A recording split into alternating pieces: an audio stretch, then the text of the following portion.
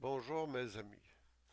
Aujourd'hui, je vous présente une étonnante découverte qui a été comme mise de côté par l'ensemble des journaux scientifiques et des journaux à travers le monde.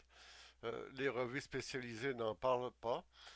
Il s'agit d'une grotte découverte en 2011 exactement, soit le 20 mars 2011 où ce qu'on fait mention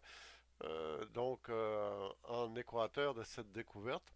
Et depuis, il y a eu très peu d'équipes ou d'expéditions qui se sont dirigées vers cet emplacement. Donc, je veux seulement vous signifier que tout récemment, donc, une autre expédition s'est embarquée, s'est organisée et sont retournés sur cette grotte en Équateur, qui a été découverte il y a à peine 2 ans et quelques mois. La grotte semble extrêmement vieille, comme je le signifie. Les habitants de la grotte, à l'origine, ont finement travaillé la pierre, comme on peut le voir, en examinant ce qui semble être des contreforts, donc des blocs qui ont été travaillés soit de côté ou même de l'intérieur. On mentionne que des objets ont été découverts tout récemment dans la dernière expédition actuellement et on ne donne pas disons, de détails précis sur les objets. Tout ce que l'on signifie, c'est que des objets ont été fabriqués en pierre à l'époque très ancienne dont cette grotte-là a été faite ou disons, déblayée.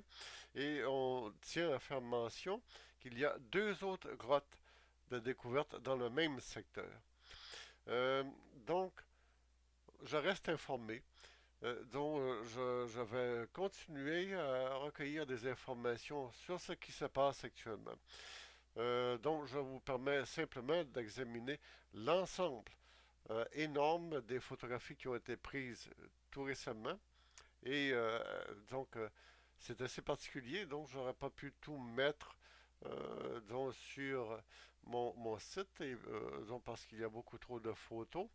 Donc, mais laisser en diaporama ici, c'est fameux. Donc, il semble que à l'intérieur, dans le plancher, comme qui dirait, en grattant, si on veut, le sol de cette fameuse grotte, on a retrouvé des objets non seulement fabriqués en pierre, mais dans d'autres matériaux. Alors donc, c'est l'ensemble de l'origine de cette grotte qui est intéressant. Donc, on a l'impression d'être en face d'une grotte qui est antérieure à la civilisation Inca ou qui a peut-être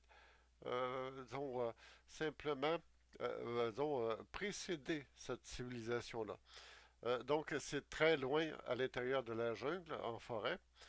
Et est-ce que c'est une espèce de rameau manquant, disons, un chaînon manquant entre l'évolution qui nous a donné, en fin de compte, disons, les Incas, ou c'est par la suite que s'est développée cette civilisation? C'est dans le futur, c'est à mesure disons, que des archéologues plus expérimentés, donc des gens intéressés à faire une recherche à ce niveau, qu'on finira par le savoir à un moment donné. Tout ce que l'on sait, c'est ce que l'on voit ici devant nos yeux. C'est tout simplement assez extraordinaire. C'est comme, disons, un langage, une écriture pictorale qui ressemble à la fois à ce que faisaient les Aztèques, les Incas et même les Chinois. Donc, il y a comme une espèce de lien qui se fait à mesure des recherches entre la civilisation égyptienne, disons, la civilisation environnante, si on veut, disons, de la Serbie, là où on a découvert tout récemment une autre pyramide, disons, la Chine, la Serbie, l'Égypte et maintenant, cette civilisation-là et la civilisation aztèque et maya et inca, ce sont tous des civilisations dont le type d'écriture est pictoral. Donc, comme le disait si bien Robert Charroux à l'époque, nous sommes rendus avec un nombre incroyable, disons, de coïncidences. Lorsque l'on dépasse 20 coïncidences, Ce ne sont plus des coïncidences. Donc, je me tiens renseigné et je reviens lorsque j'ai d'autres informations à ce niveau. Au beau plaisir de vous rester connecté à toute cette recherche et donc à toutes donc ces études et ces grandes découvertes qui me font énormément plaisir. Merci. Au revoir.